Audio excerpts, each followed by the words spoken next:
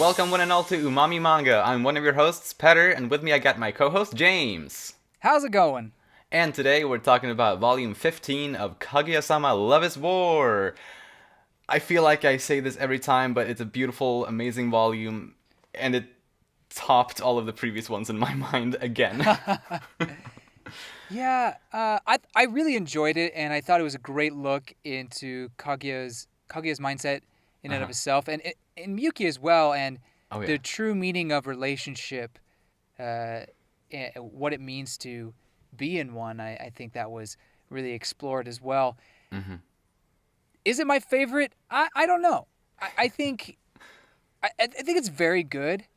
I don't know if it tops the previous one for me though. Oddly enough. Actually, I'm not surprised by that because my first time reading this volume, well, because I read it today in preparations for this discussion, Mm-hmm. and today was only the second time I ever read it. So I had only read it one time before that, and then I actually felt the same way as you do.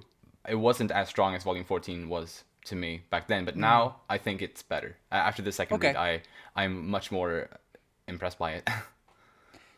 I can see that because the character growth for the two main characters is, I think, exponential, and it provides a depth that, well, a depth and also progression that had been building up for so long, and it kind of just spills out on this page in so many, or in this volume, in so many different ways. Yes. Oh yes.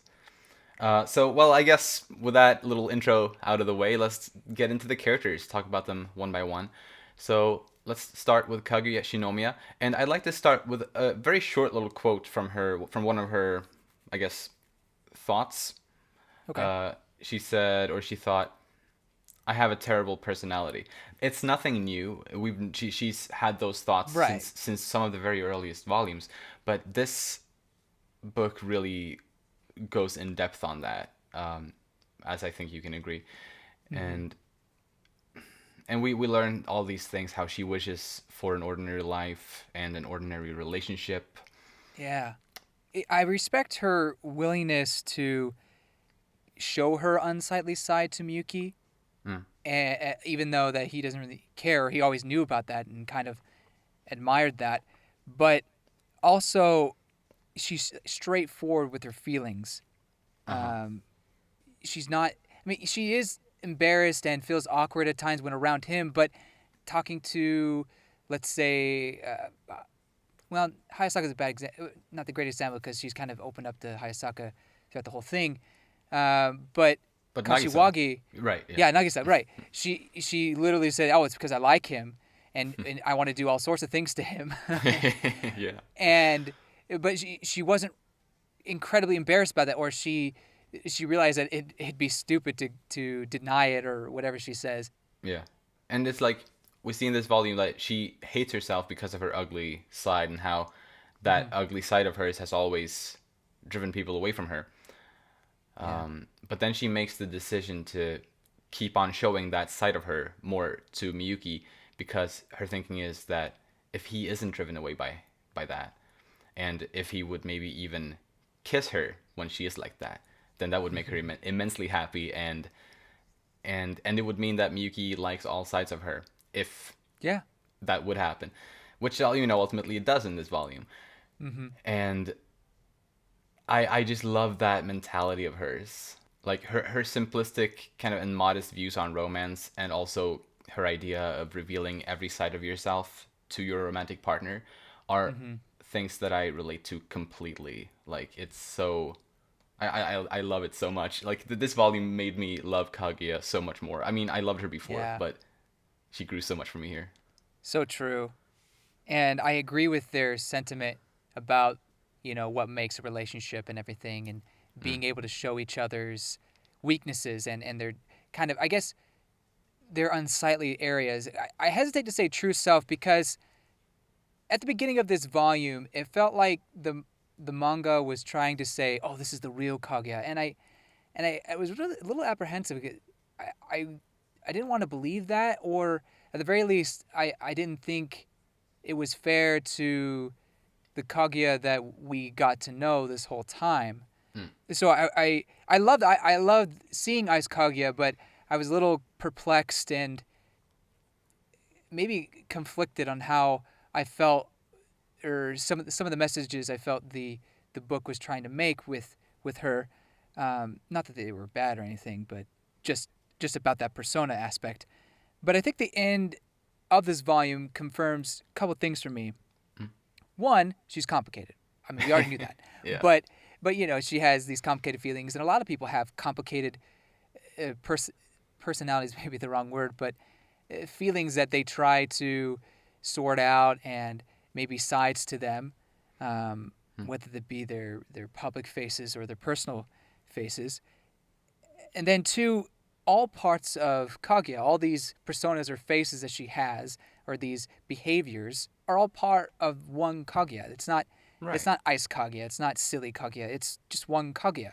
And maybe as she was getting to know Miyuki more and changing to a personality that she felt like he would be more attracted to, she kind of decided to be less cold as she was taught, and accept this side of her that she never knew she had, which is maybe a little sillier and a little kinder.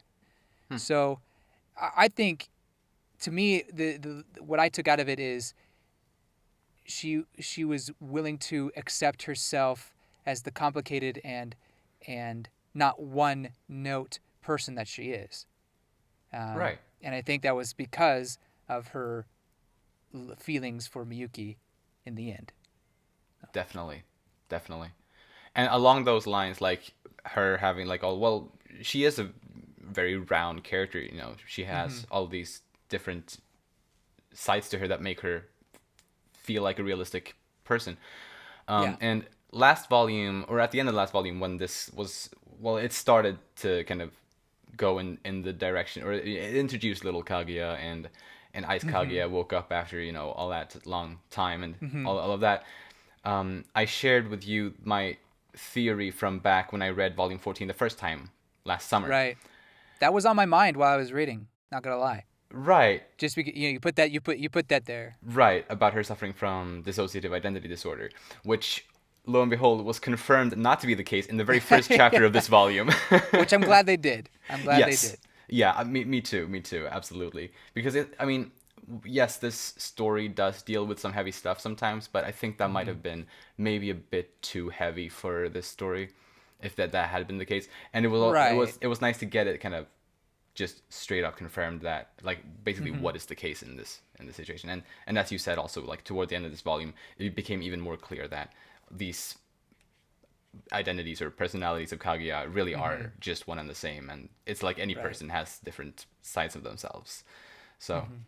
yeah, it's really nice. And honestly, it's the funny thing throughout this volume, Kaguya is quote unquote Ice Kaguya throughout pretty much all of it.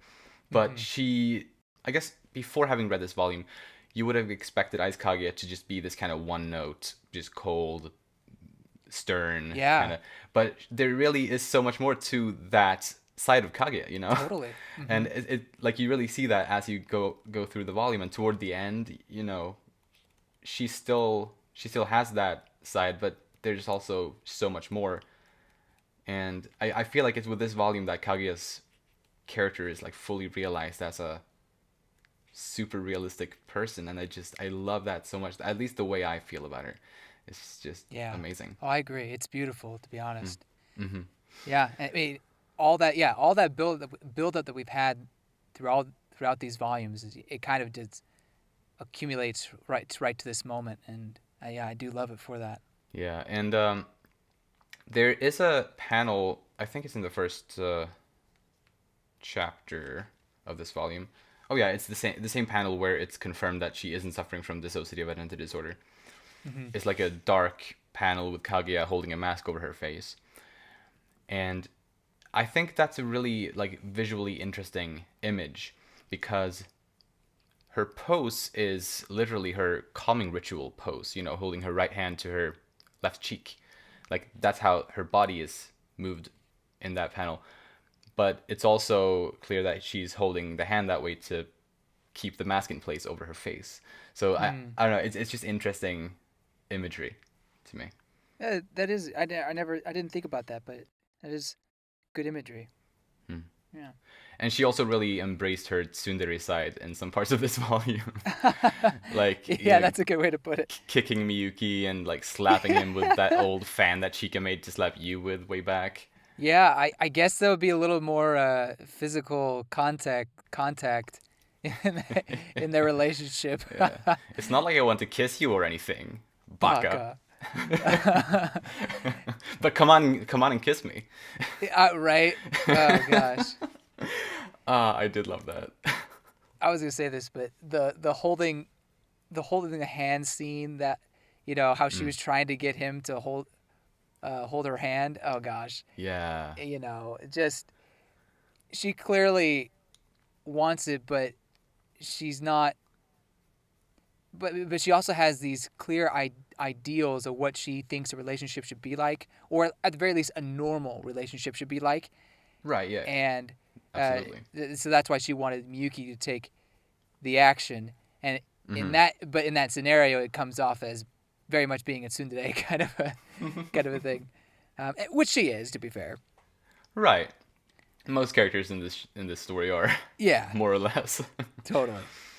One other thing I had, it kind of deals with just a future prediction for later volume, or maybe you can clarify this because maybe you remember it from a previous volume.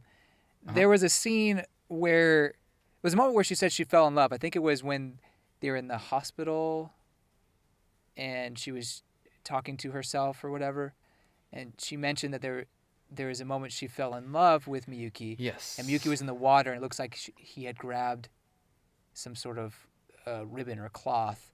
Right. I mean, I think it's the ribbon that she always has in her hair, or not always, not in this volume, but Yeah, it's you're right. that ribbon. Yeah, that's what I thought. But again, this was Ice Kaguya, so I wasn't sure if she was wearing it at a time. Maybe she fell out Right. her hair. I'm not sure. Either way, she fell in love with him in that moment. But Mm-hmm. unless it already happened, I don't remember it. I would like to see that eventually. It would be nice to see that moment that she fell in love. Yeah, and I have a feeling we probably will. Okay. I also definitely took note of that because it's really interesting. We just get that one panel of some situation there where Miyuki supposedly went to fetch her handkerchief or well, whatever you call that, like cloth ribbon Uh from huh. the water. It looked like the same area where he first fell in love with her, where he saw, Yeah. where not maybe not fell in love, but he was impressed and started being interested in her. But this is at least not the same time because Yeah. Miyuki is wearing the student council president outfit, or he has that golden thing. So it's not at the same time, but it definitely looks like the same area. Yep.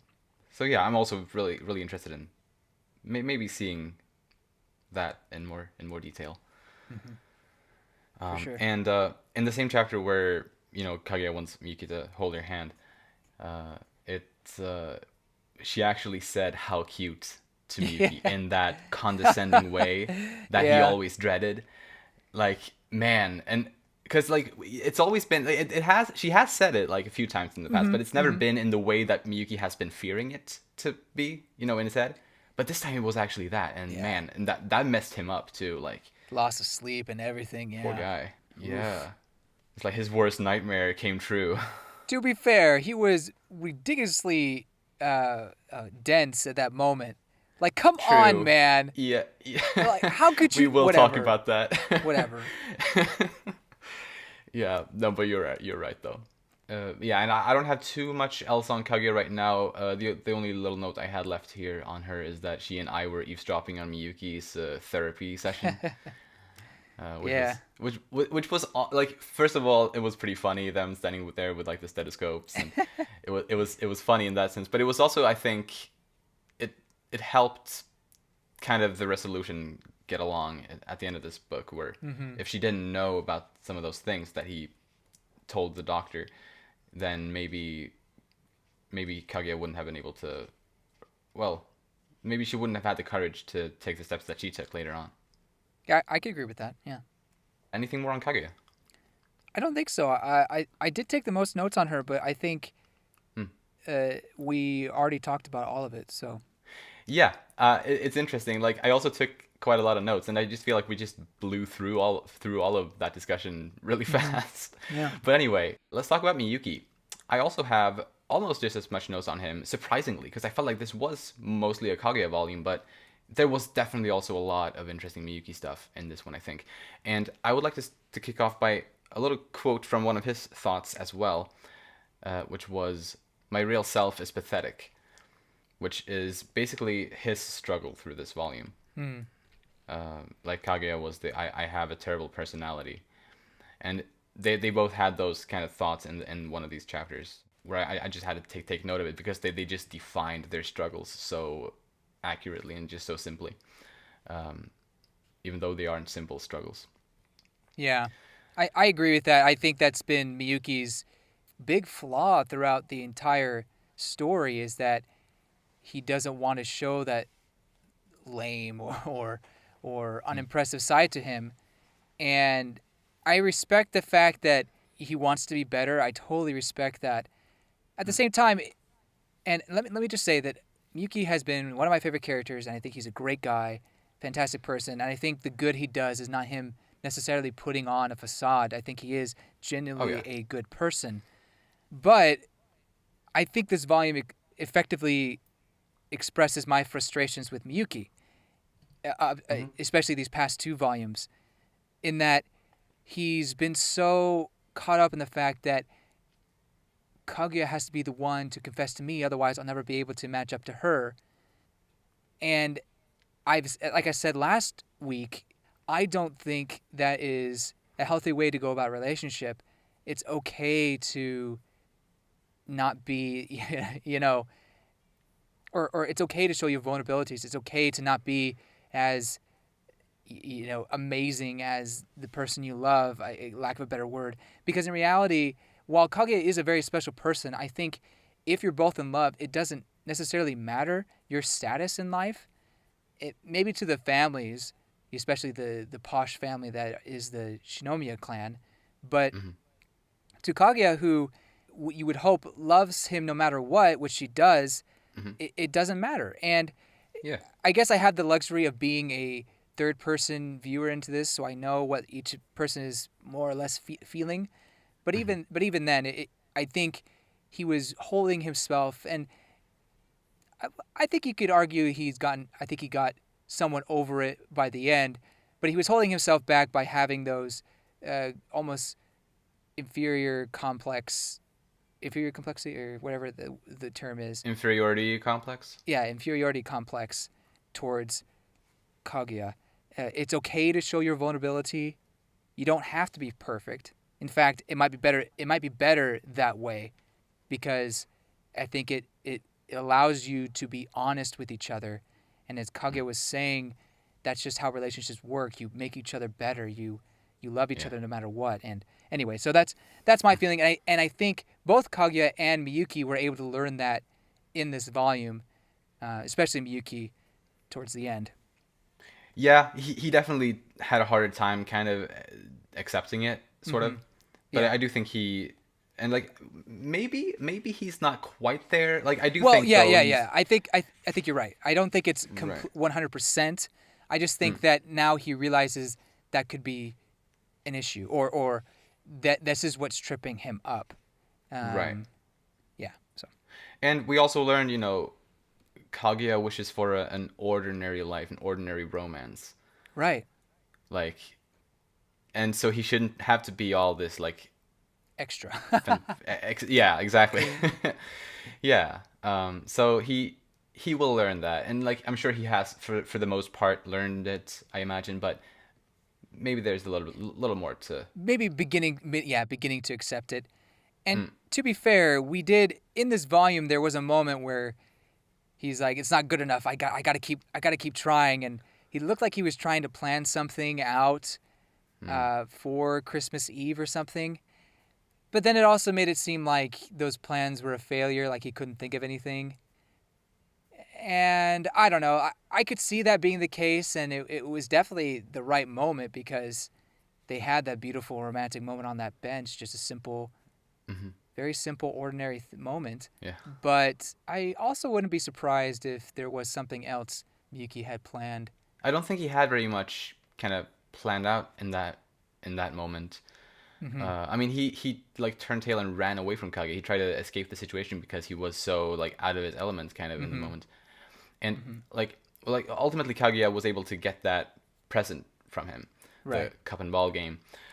And I think her getting that, and like it kind of revealed to her how ordinary he is, Hmm. and like what he's like when he doesn't put much effort in.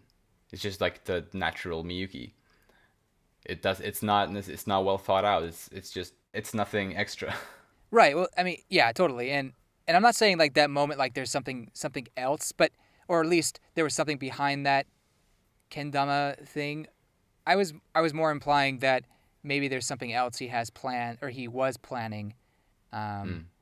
but uh, again, when you read that ending or those final two chapters, it makes it seem like even though he had set out to plan something, he couldn't think of anything in the end. Mm.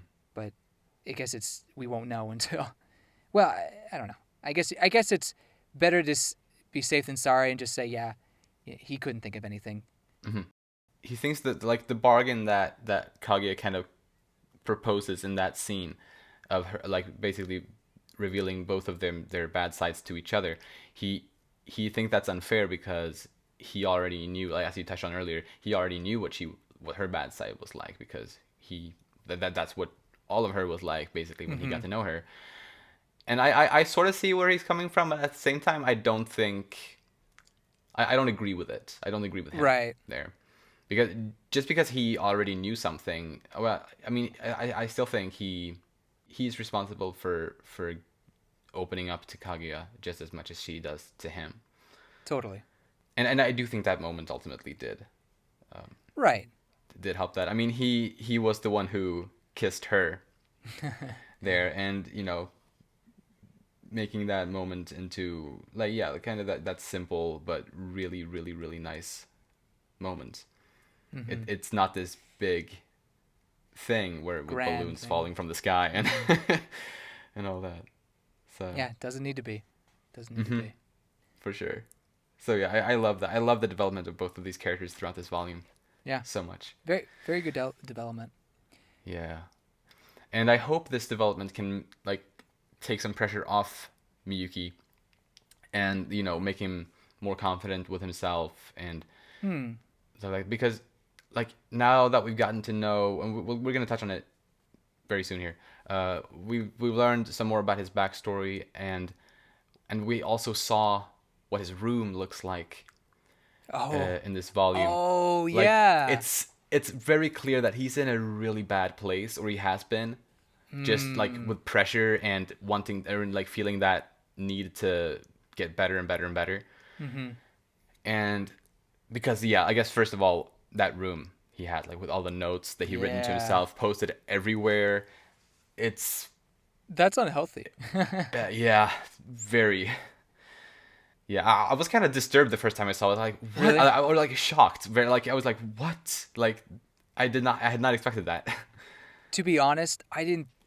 I feel bad, but I didn't think too much about it at the time. But now that you talk about it, yeah, it's kind of not disturbing, but sad to see that he feels like he has to go out all out like this. I mean, this it's an extreme having all those Yeah, notes and everywhere. like And to constantly remind yourself of all those things, and yeah, hmm. yeah. So that's definitely something that I'm hoping he will be able to improve after having had this open moment with Kaguya. It's interesting because I think throughout the whole series, kind of, for the most part, we have seen more of Kaguya's struggles. Hmm. Probably because we always knew of her bad side, you know. Whereas Miyuki's bad side, well, it's always been apparent that he doesn't like failure and stuff like that. We always knew that, but it's never been really elaborated on as much as Kaguya's kind of struggles have been until now. Mm. And I think yeah, so I think seeing that now and really understanding just how bad he's had it as well, Hmm. uh, it it kind of changes things, and it makes him, I think, a much more interesting character. And more vulnerable. Well, more Yeah, vulnerable, thus more interesting. yeah, well, yeah, for sure. Yeah, yeah. Miyuki makes a comment that he wouldn't have got to the point there where he's at if he hadn't tried as hard as he did. And I agree, that is Mm, very much the case. mm, But I also like how the volume kind of makes a compromise, or at least Kaguya makes a compromise, where I, I don't expect you to not try as hard as you do, but let's also, rest or be willing to show each other our true sides from time to time. And I really appreciate that because I don't want to take away from all of the hard work that Miyuki has done. And I think mm. while, I mean, you look at his room and some of the other mental pressures he's had in his life that deal with part of his backstory, I think it is a bit unhealthy, but at the same time, he's done some incredible things because of his hard work. So to tell someone that all that is wrong or what you've been doing is a mistake. I don't think it is fair to, not saying anybody was saying that, but just as I was reading it, I was hoping that that wouldn't be the case, and it's not. I think they express that what he's done is amazing, but Mm. it's a bit, it is a bit much, and he doesn't have to go that far to get her love. And I appreciate that compromise that they, at least, I don't think Miyuki's there yet, but they established that why don't we meet in the middle in that sense. Right, because Kaguya obviously also put effort in, Yeah. to make their journey up to this point work, or like to keep the romance kind of alive in a way. Mm-hmm. Because as she pointed out, like if she hadn't warmed up or like thawed up a bit, then Miyuki might would have probably grown tired of trying Mm-hmm. with her. Mm. So she also, made an effort to kind of change herself Yeah. in in order to make the relationship a possibility. Mm-hmm. But at this point, they're both kind of past that, hopefully, Hopefully, so that they can be 100% themselves with each other. I think you kind of touched on this earlier. Miyuki has a little more growth to do. Right, I I think so. mean, I don't think it's fair to say that Kaguya is done growing. I think Yeah, she'll still have things to she wants to improve on or yeah, overcome. But as far as accepting herself and accepting her feelings for Miyuki, I think she's pretty much there. I think Miyuki, while he does accept his feelings for her, I think he still hasn't accepted himself all the way, and that may continue to be a bit of a struggle for him going forward. Not as major, but I think we'll see him have a full closure at one point. yeah. And I guess moving into his backstory a little bit, that he talks about at the hospital, his mother made him take entrance exams for kindergarten and for grade school, but he failed both of them, and so she lost interest in him. Ridiculous. Yeah, that is ridiculous. This woman's horrible. I didn't. Absolutely. I mean, I thought she was not great when she left Miyuki's dad and the family. It's like, oh, well, she's she's kind of a selfish person. Probably doesn't need her in your life anyway. But Hmm, at this point, I was just appalled by her, and it just, totally. oh my gosh, like you don't treat your children like they have to qualify for your love. It's Yeah, ridiculous. it really is. And so with that, we kind of learn the original reason for why Miyuki feels so much pressure to Mm-hmm. be a genius. And it made me think back to one of the really early chapters, might have been the very first volume, where there's like the brain teaser chapter. Oh yeah. He's taking it super seriously just because he's afraid of looking dumb. And like I mean, I don't know how far ahead Akasaka has been planning this story out. I have no Mm-hmm. idea. But that just felt like, if I would go back to read that now, I would think about this, and I would like it would make that chapter, which is, I think, especially the first time reading it, a very comedic chapter, but reading it now, I think it would just be, well, much more somber, and just kind of like just knowing this, like the reason for why Miyuki acts the way he does, or at least initially, is because his mother put all that pressure on him, and when he failed her, she abandoned him and the rest of the family. I think that Miyuki's mother was a bad type of motivation for him versus getting Kaguya to notice him and maybe even love him. While kind of, one could argue it became a little unhealthy in how hard he worked. I still think it's a healthier motivation. Oh yeah. And just better for him overall, because it kind of made Kaguya his idol, or in a way, versus his mom was, how do I put this? Kind of a slave driver, like Chika. No, I'm just kidding. Exactly. I mean, no, she is his new mother. You're right. No, I don't know if what I'm saying makes sense. Mom was a bad motivator. Kaguya, in this sense, was a good motivator. Definitely. Fake love versus potentially true love, maybe. Yeah, dude. True love. I said the taboo word. Kashiwagi's disappointed in me, and so is Chika. Yes. Yeah. And more about his mother was that we learned that when she abandoned the family, she took Miyuki's little sister with her. And that got me thinking, is he talking about Kei, or is there a second sister? Yeah, I wondered that too. And if it is Kei, how did she come back? Why did she come back? Right. Did she fail a test and the mother kicked her out? Or is there a third sibling? I don't know. I wonder if this like speculation was even intended to be a thing, or if it was just if it just really is Kei, and when he wrote this, he didn't take into consideration that it might have been worded in a way that could potentially also be somebody else. Yeah, I wonder. But it definitely might be a third Shirogane sibling. I mean, either way would be interesting, but it could give Kei some backstory that we really haven't had besides her relationship with her dad and Miyuki. So it could give Kei a little more exposition and explanation. I think that would be nice. Yeah, I agree. Yeah, because it definitely could be her, and yeah, it would be interesting in that case to learn kind of why is she now living back with her dad again, and all that. Maybe it's not because she failed. Maybe she just couldn't stand her mother anymore. And then she came back. Right. Yeah.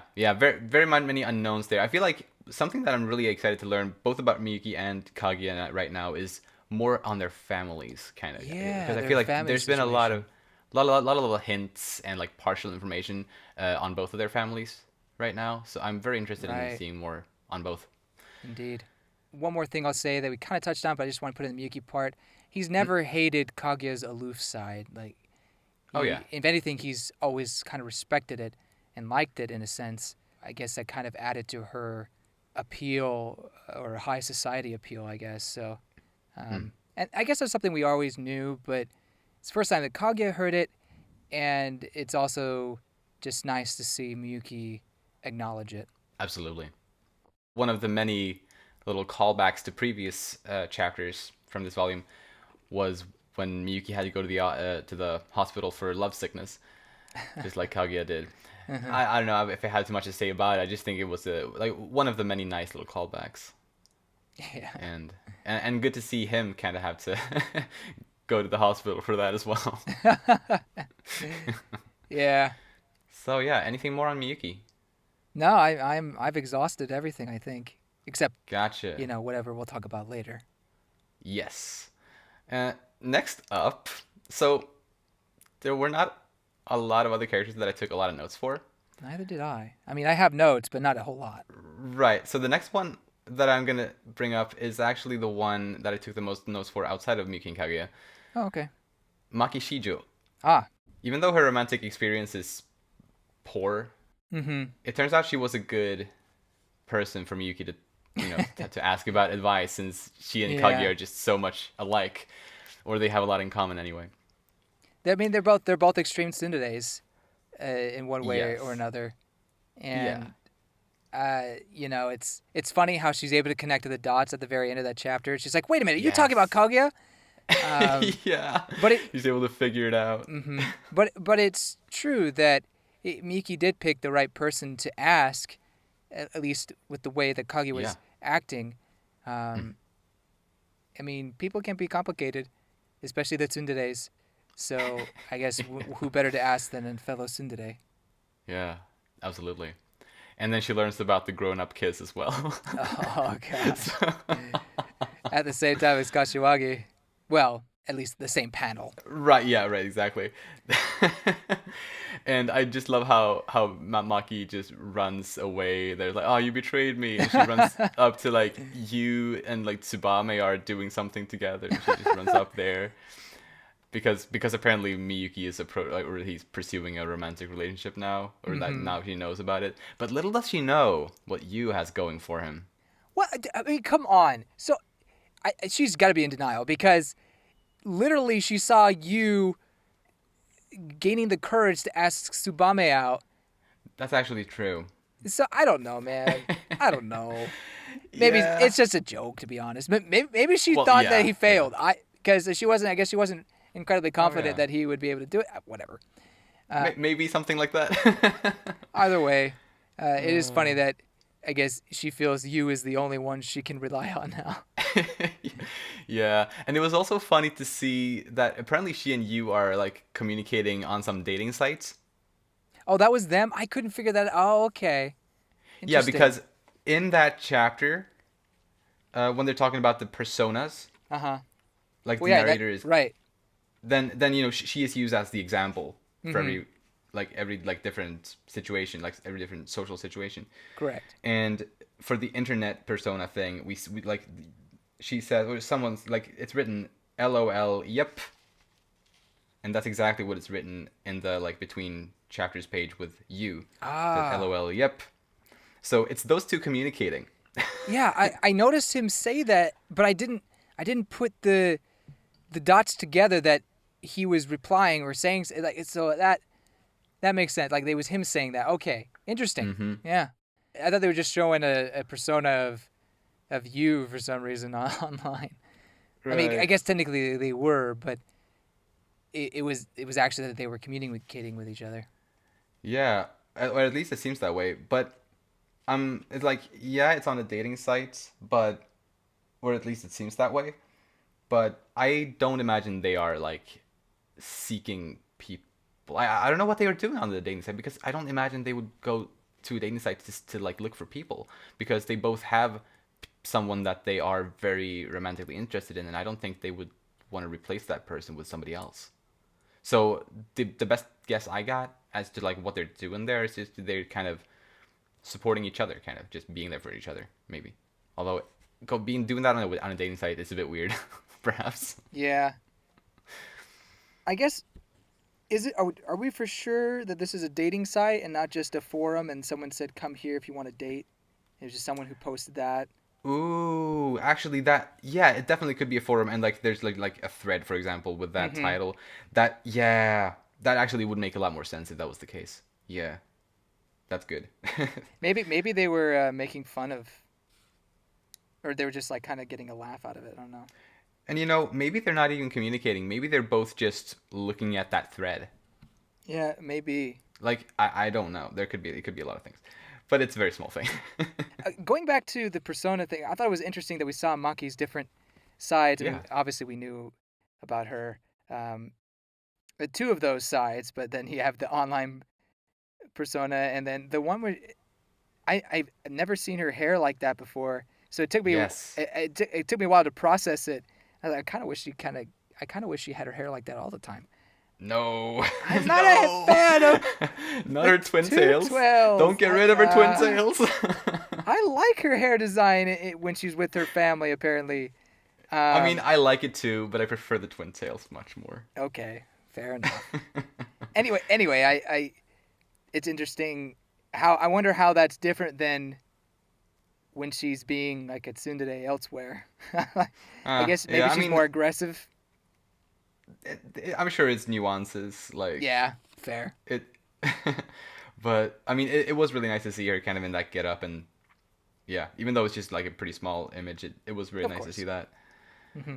And we also got to see her and Kaguya film back when they were in like junior Oh high, yeah, and they have like the yeah. same hair. I mean, sort of the same hair and the same look.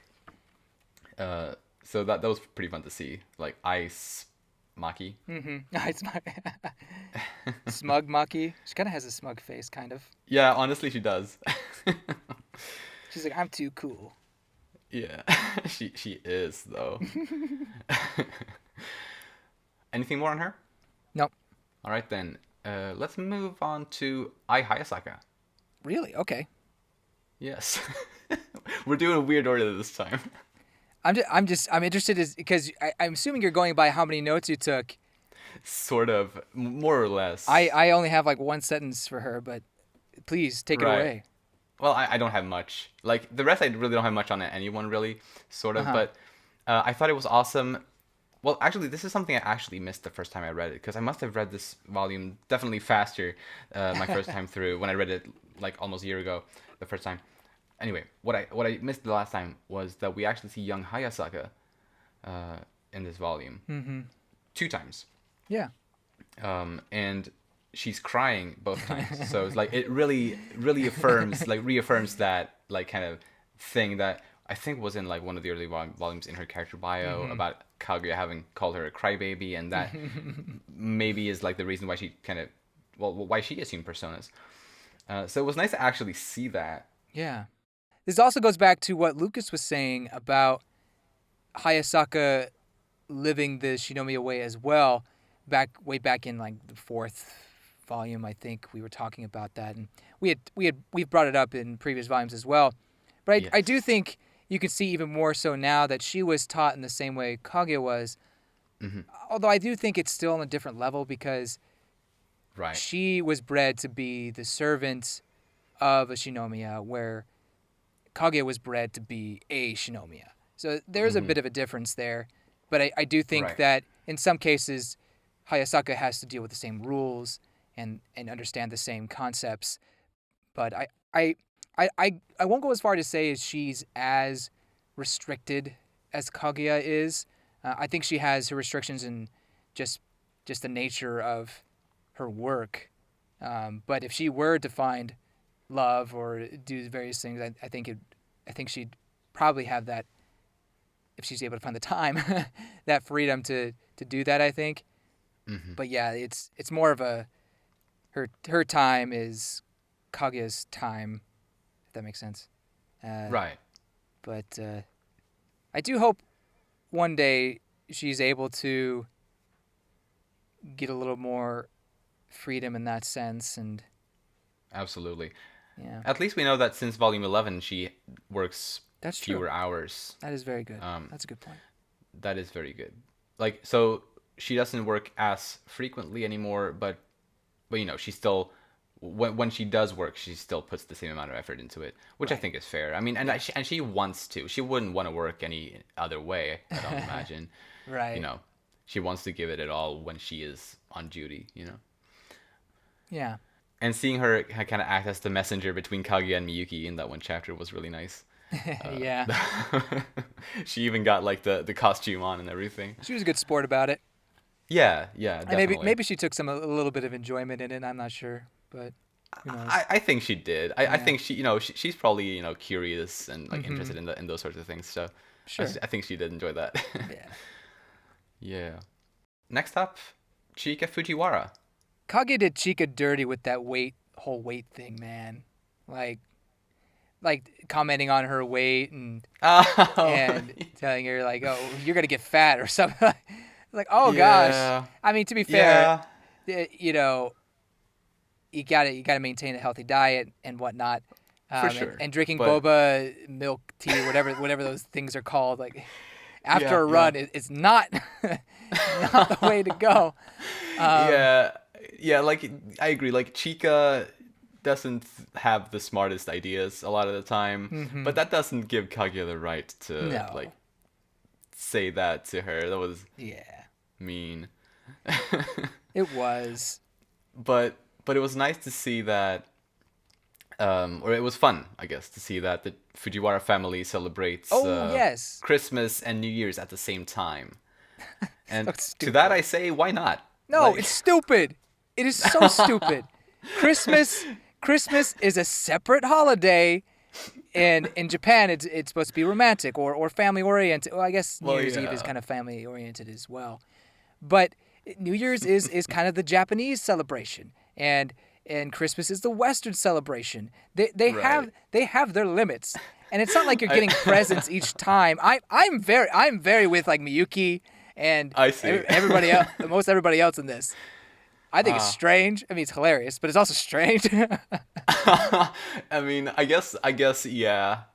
But I think it's fun. I'm all for it. I'm with Chica on this one.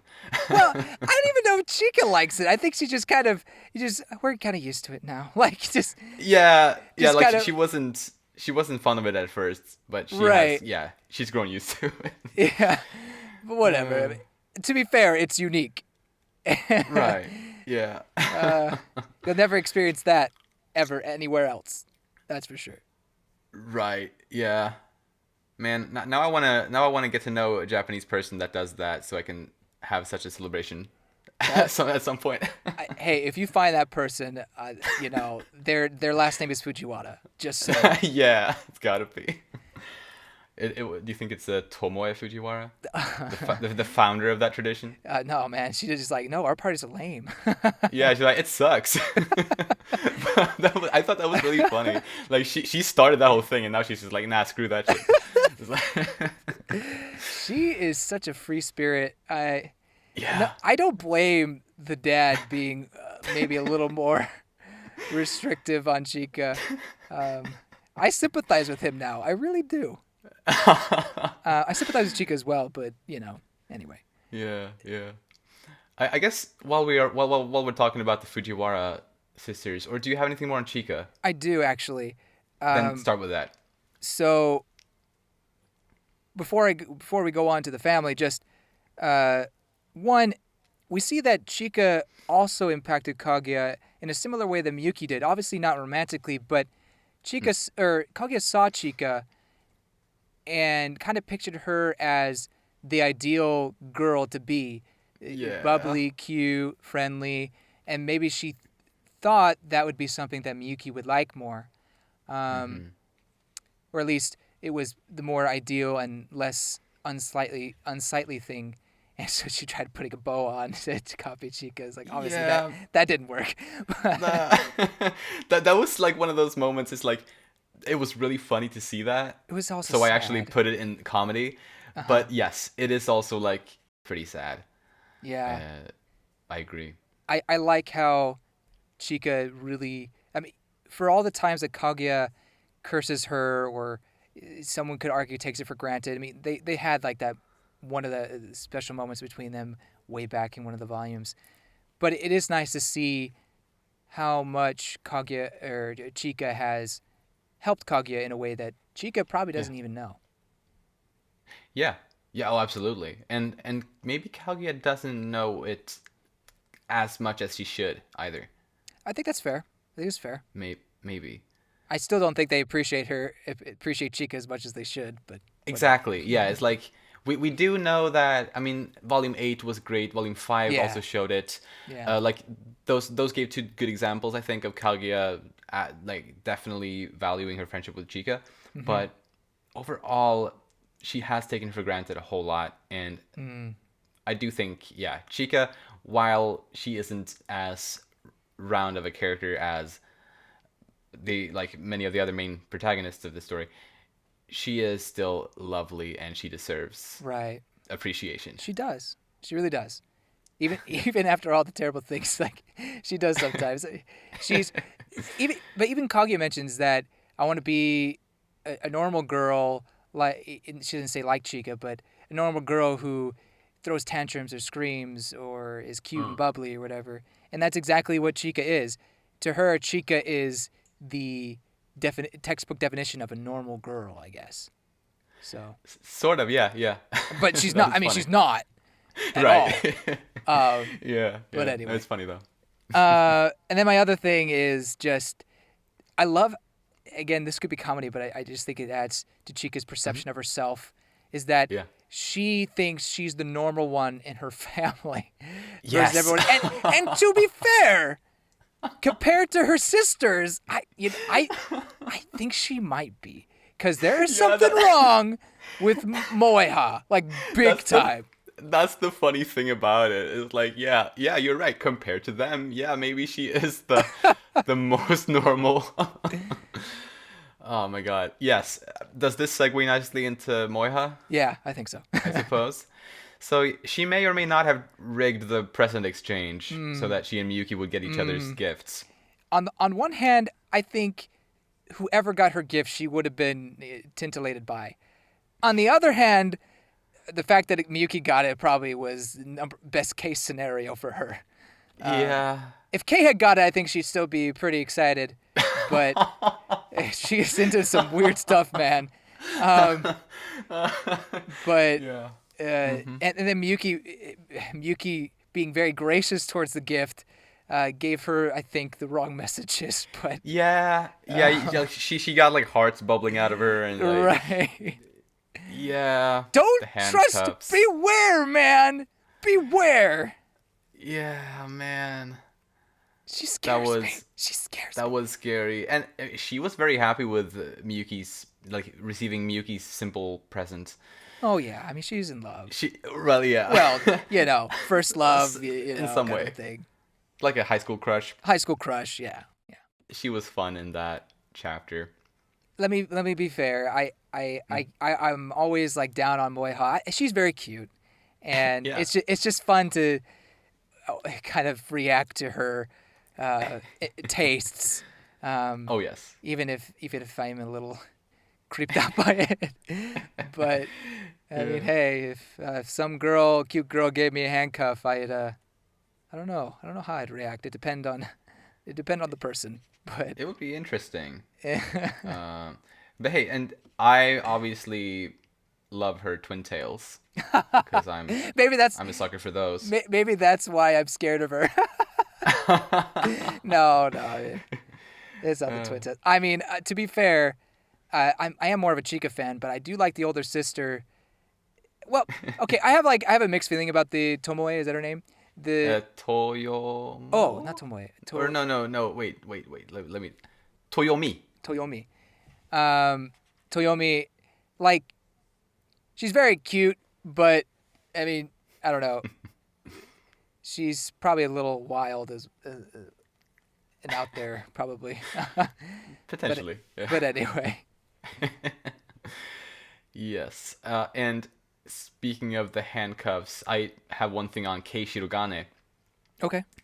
where, well, I just basically just her reaction to Miyuki receiving that gift from Moeha. Like, she is so cross with Moeha for giving her brother that. Oh, she really is. That was pretty great. It's almost like this isn't the first time she's done something like that. Honestly, yeah. I imagine she, especially like Kei would know what she's like. So Not necessarily to Miyuki, but just in various other ways. yes. Anyway. yes. There are two major characters that we haven't talked about yet. You and Miko, two of my absolute favorites. But I took no notes for either. So do you have Really? anything to say about either of them? So I didn't take any notes on Ishigami, which is really surprising because he's my number 2. But I mean, I took notes on like comedic stuff on some of them, but like nothing in their actual thing. I have some theories for the next volume or so. But Ooh, yes. I mean, very little, but still some. Anyway, do you want to talk about Miko or you first? You decide. Oh, let's go Miko. All right. She has a great sense of smell. She is a Yeah. dog. She Yes. is a dog. And the funny thing is, I wrote that, and then I saw the panel or the page, the in-between page, where he puts like the emoticon ears and nose on her to say, oh, yeah, she's basically a dog. And I was like, aha! Yes. I mean, it's same, funny. Like, same wavelength, me and Akasaka here. I think even in the very first volume where Miko appeared, you likened her with a Chihuahua. I really so, did. Yeah. I think that's awesome. Apparently, she's also self-conscious about how much she eats. I did not expect that.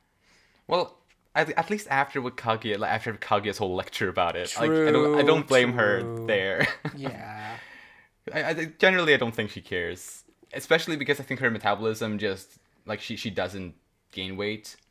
Lucky. Actually, I'm the exact same, Wow. which I mean, uh, it's a blessing and a curse. Yeah, because you're always hungry, yeah? Not no, actually not really. I'm Oh. just I have a problem. I have a hard time gaining weight if I want to. Oh, okay. Anyway, I think that's all I have. There was just those two things. right. Anything on you? Nothing. I got nothing. Yeah, yeah. It's blank on me on my end too. So the last one isn't really so much of a character as well. Tsubame Koyasu is hosting her Christmas party at the same time as the Fujiwara Christmas party, and we see one brief little panel of that. Mm-hmm. We see you, Miko, and Rei just kind of having a good time there together with Tsubame and some others. We're serving up drinks. It's like you guys are in high school. What are you doing? They must. It's They must probably be not non-alcoholic. alcoholic. Well, it has to be non-alcoholic. There's no way. Yeah, But yeah, no, for I sure. do think it was cute that Tsubame was teaching you how to make the drinks. Like that is, oh, that's sweet. Yeah, exactly. And that goes into my theory in that I think we are. Well, I could be wrong, but I was thinking that maybe we would see. It would be nice to see that party, and see what happens. And if that does happen, which it may not, I have no idea. But if that does happen, wouldn't it be interesting and really, I guess you could say messed up, if the guy that basically ruined Ishigame's life ends up coming to that party? Oh, Because they don't know that he's at least most people don't know that he's a creep. So oh boy. bringing him to that party would really shake up Ishigami, I think, and could bring in some interesting potential, but maybe not. Maybe that's just too much. It could be. That that is an interesting speculation, though. I definitely think so. But I do think that not showing this party would be a missed opportunity. Yeah. So I'm definitely with you there. That I guess I should Yes. definitely portray that. Good. I'm glad I'm not alone. Yeah, and I love Miko's dress. I mean, it's just one panel there. Just it's fun to see her like outside of her school uniform. Yeah. It's just, Yeah. it's clear that she has made an effort to kind of dress up and like look nice. I think that's very sweet because it's not something we've seen her do before. Yeah. And I guess briefly on Nagisa and her boyfriend, they got a hotel room all to themselves for Christmas. And even there's even more to that. Yes. We, I guess, understand why Tsubasa wants to become a doctor because his grandfather's a doctor, and maybe his dad. I don't remember, but there, who saw this connection coming? The Right? the quote unquote love doctor is Tsubasa's grandfather. What in the world? Exactly. And apparently, it is their curse to impregnate someone at 17. I hopefully their relationships are stable after that, but either we way, don't know. we don't know.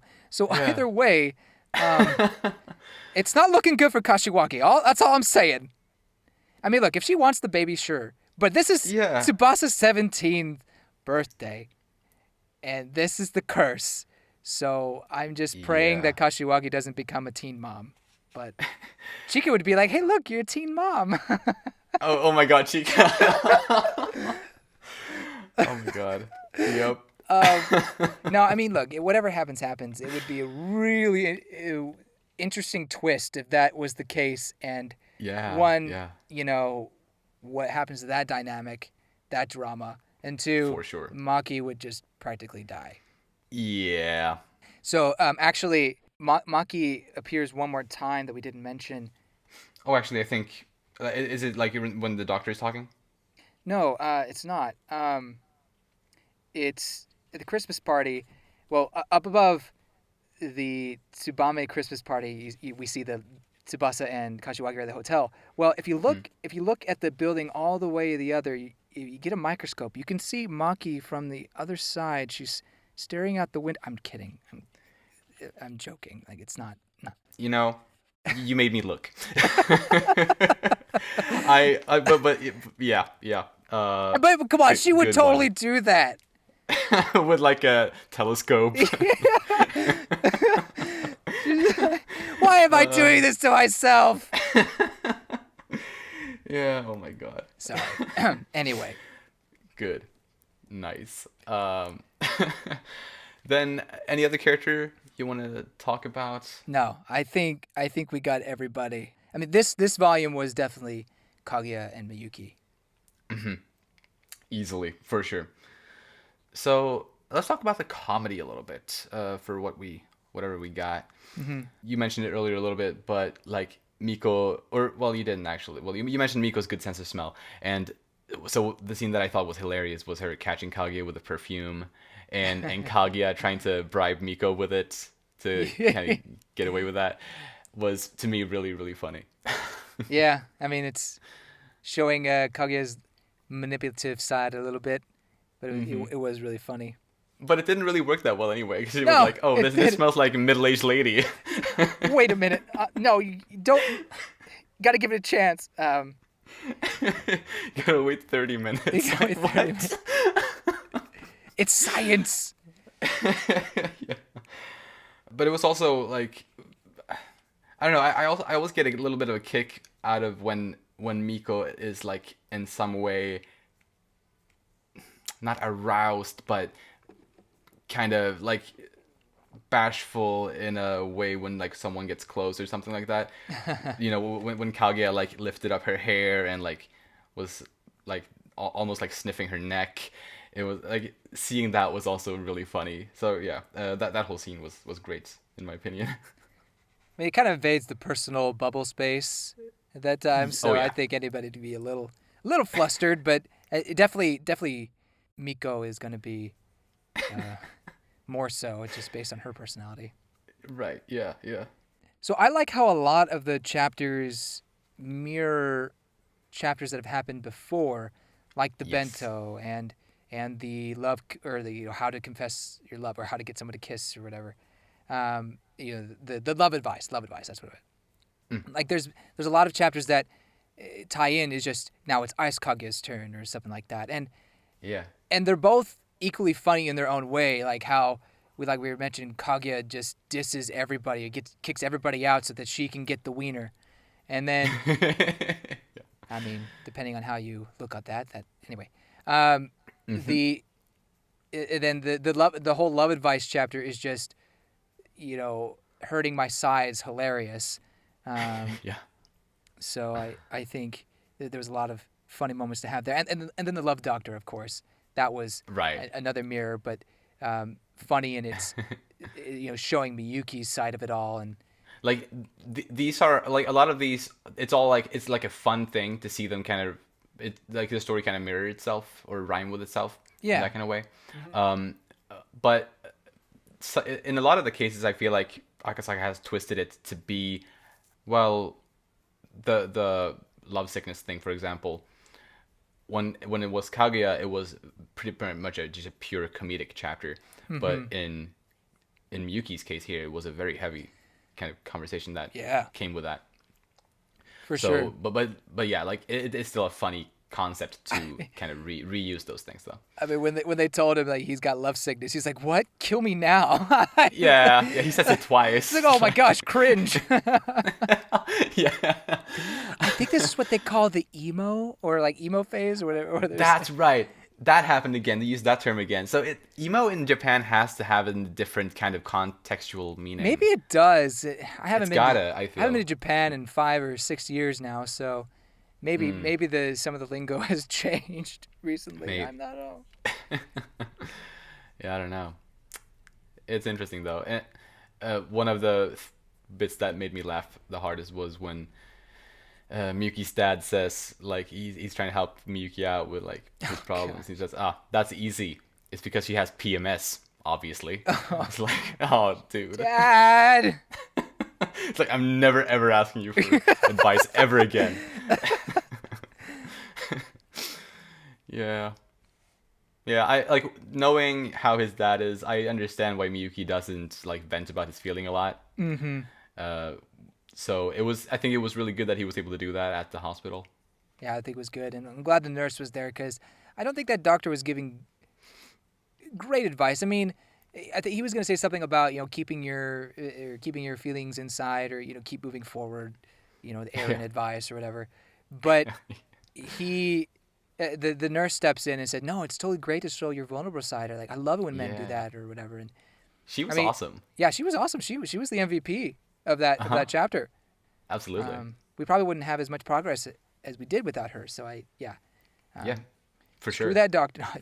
The doctor's not bad. He's not terrible. I mean, I think he's a little self-conceited. More so, I honestly I thought he was worse this chapter than he was the Hmm. previous chapter. I thought the previous chapter he was like seemed like he was a okay dude. He's just telling it how it is and trying Yeah. to help Kaguya. And then to Miyuki, he's like, I don't give a crap. Like, Yeah. He was off his game, I guess. yeah, I guess so. Anyway, Have you got anything more on comedy? I think I said most of it. Mm. Fujiwara and their whole family thing was hilarious. And Yes. Then let's move on to the romance, final bit of the chapter. So for me, I love the theme throughout this book of learning to accept your own flaws and, yeah, to the point where you're comfortable sharing that side of yourself with the person you love. Because hmm that's very much like an ongoing thing throughout this volume with Miyuki and Kaguya. And yeah, I just think it nailed that. It did it so well. And I agree. that makes this book my favorite book so far. Yeah.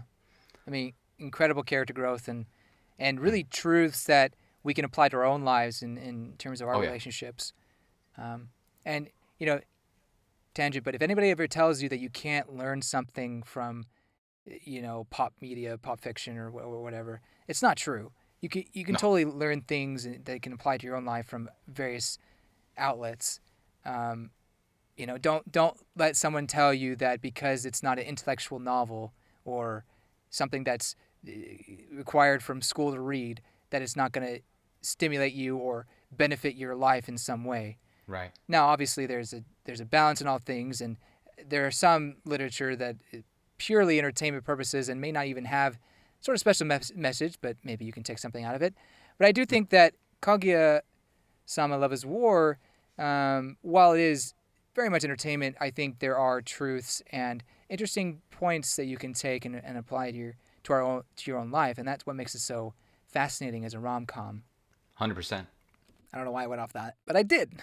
Right, no, no, it's good. Preach. So a few things for me that it kind of all the way back to the beginning, or at least the or the love advice chapter. Kaguya says she's willing to go all the way with Miyuki, um, or at least if Miyuki wanted to go past the kissing or whatever, she wouldn't be entirely against it. And I guess we kind of knew that before, but Yeah, to her to say it to Kashiwagi's face is it's pretty big. yeah, Um, yeah. and then the end of that chapter, under the tree, I thought that was really romantic. It didn't turn out to be anything because Miyuki was kind of asleep, but Mm. it's kind of that built up of tension, romantic tension right there, and then it um, dissipates when he wakes up and she's not there. Yeah, Um, but I thought that was nice. that was really nice, and it's also another one of those nice little callbacks. Although this one wasn't as obvious, maybe, but her touching his lips. That because that's what he did to her when they were in her bedroom Oh when she was yeah, down with the fever. good he point. touched he touched her lips. So she got back at him. I mean, It's she like did get back him in I mean, she already already, did, but but yeah. but now she did it when he was asleep. So it's like even more getting back at him, like thoroughly, maybe.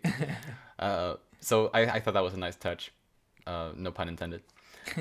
And what I got, like the only other thing I got here on romance, because I think we have kind of sprinkled the romance throughout the Mm-hmm. discussions Mm-hmm. on Kaguya and Miyuki, but basically, like amidst their kind of rocky relationship and complicated situations throughout this volume, there was a moment of honesty and openness between them when Miyuki said that Kaguya's perfume smelled really good. Yeah. he was able to say that, which was also a nice callback to the nail polish chapter, where at the end of that he wasn't able to compliment Kaguya on the nail polish. Oh, I never connected to that. I guess that. But Yeah, this time he was able to compliment her on the perfume.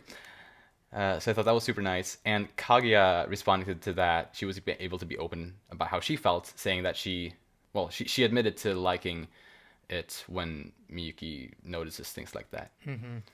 So I thought that was a nice little scene. Yeah, I agree. So I have a few more things. Yes. And I guess it's kind of part comedy, part romantic, hence rom-com.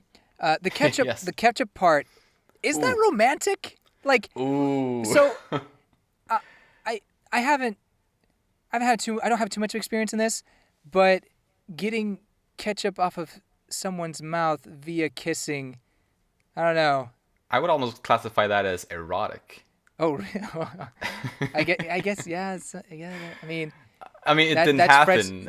no, it didn't. But but- that's, I guess, potentially French kiss territory. But that's kind of gross, right? Like, there's like ketchup on your mouth. Like, I don't know. Like, maybe I don't understand. Maybe I don't understand. The mouth is a disgusting place anyway. Yeah, right. But to be fair, when you're in love, I guess things like that are a bit more exciting. Oh, they're super exciting. I'll take your word for it. I love in their conversation with Hayasaka and Kaguya, where like they're kind of texting back and forth. I guess that was with Miyuki and Kaguya through Hayasaka. Oh yeah. There's a moment where she asks Miyuki, "Do you like me?" And he says, basically says yes, and she squeals in her pillow. Yeah. It's cute and very cute. And then she's like composes herself. It's like, yeah, like we should do this more often or something. Yeah. Like that. So it's hilarious, but it's also kind of romantic and Yeah. Ice Kaguya squealing like that in her pillow is one kind of uncharacteristic for that caricature, but two, it shows that again Kaguya is more complicated, and at least this Ice Kaguya isn't one factor of her. It is part of her. Like she is one whole. Right. So. Yeah. Absolutely. Two other things.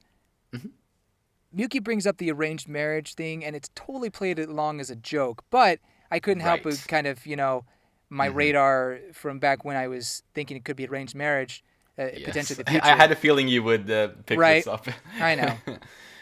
And I don't blame you. Sometimes I just can't put theories down. But I think that it's definitely a possibility because, like he said, some old families practice that for a long time. And Shinomiya that clan could still be practicing that, or at least attempt to do it.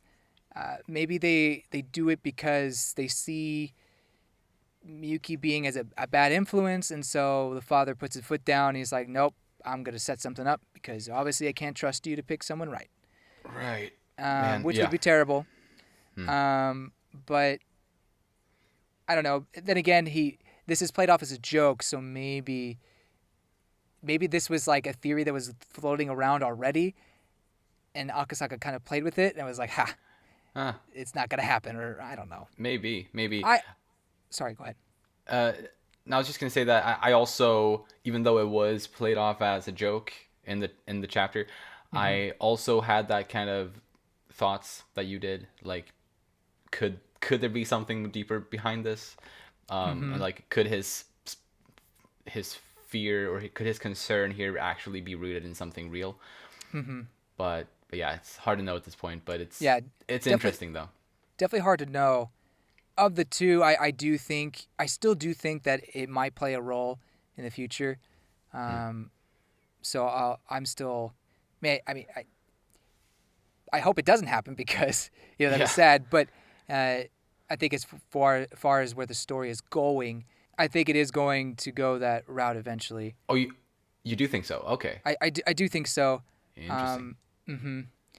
I know I probably shouldn't be as confident, but I do. It's fun. It's fun. It makes the stakes higher. It does. if you're going to be right or wrong, it's interesting. Yeah. And I mean, personally, I'm just really unsure. So I I Of can't make any course. I mean, claims. why be this confident about it? I just, for some reason, I think it just fits her strict family, traditional family so well. You're right. Um, Absolutely. Mm. anyway, but I wouldn't be upset if I was wrong, because Right. Right. that's got to be tough to get past if it is true. Hmm. Um, I mean, yeah. So my last thing is, again, something we touched on, but just that normal kiss that they had was incredibly romantic in front of the moon, and we know how big Yes. the moon is. Not size, I mean big as an importance to the story. Exactly. Um, Yeah. at least with Kaguya's namesake, and then you get Hmm. that kendama imagery with at the very last page with the moon in the background. Yes. I don't know if that's supposed to mean anything, and I can't say I've taken any meaning out of it, other than it's a nice imagery, Hmm. and I wonder if she will keep that kendama, and it might play a role in the future at some point. But Right. I mean, at the very least, she definitely will keep it. I Uh, mean, will it come back in the you know. story? Is what Right. what I meant. Yeah. Yeah. And I could see it doing that maybe. Hmm. Could be interesting, but I really don't know. It was nice though that even though maybe she wasn't super fond of the actual toy, but she was able to use the piece of cloth for her hair. Yeah, that was nice. That was really nice. Yeah, I guess we're mostly done here, but I also gave the moon some thought here because it was very kind of prominent in the sky in that Hmm. scene. And so I tried to interpret it, like try to see like how in what way is that significant, if it even is. Hmm. And so I was thinking, so it's half. What's the word for a half moon? Half moon. Is it just called half moon? I thought so. Okay, cool. Um, and so it's like half of it is lit, half of it is concealed by shadow. And there's that one panel where Kaguya says, "Do I look upset?" And it's her and the sky and the moon in the background. Mm. And that got me thinking that what if it's supposed to sort of symbolize that, well, the moon is half light, half darkness, and Kaguya kind of has like her light side and her dark side, which are now both Hmm. sort of in balance with each other, in a sense. Like she has gone through this arc now, and she is confident with who she is, both sides of her, and they are sort of equally as important to her now, sort of.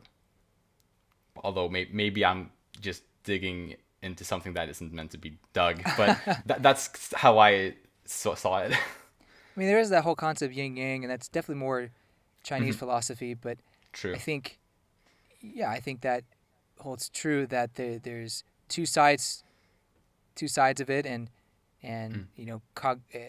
Kaguya being able to accept both sides herself, could be represented by that, the two sides of the moon. Yeah, yeah, definitely, potentially. Potential. I mean, yeah, I mean, it may not be. Yes, It may not be, or maybe he was going exactly for that. You could be right on the nose, Petter. I I would be impressed with myself if I was. Anything more on romance? No, I have exhausted all of my resources. Lovely. Then I guess that brings us to the ending of the discussion. Again, I absolutely loved this volume. I think it addressed and added to and referenced like so many little things from throughout the series.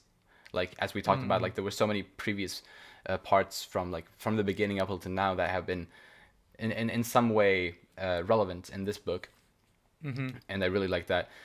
And just overall, I think it leaned more toward the serious side than any of the previous books did as well. Yeah. Of course, it it still had comedy, but for me there wasn't as much of that. There was No, more. I totally agree. There was far more serious scenes and topics that this one dealt with, and for me,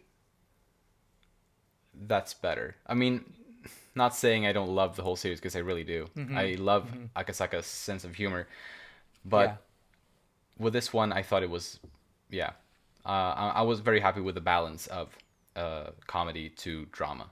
I agree that this is a fantastic volume, and the character growth for me was truly phenomenal, and to see like the themes be put out and to see them understand each other, and really grow in their relationship and potentially taking the next step is incredibly satisfying. It definitely wasn't as comedic as the previous volumes. And I think I mentioned this last time as well, that the serious parts I didn't enjoy as much as when they had the comedy or something along those lines. I don't remember, although I think I said I loved the volume and it was maybe even my favorite.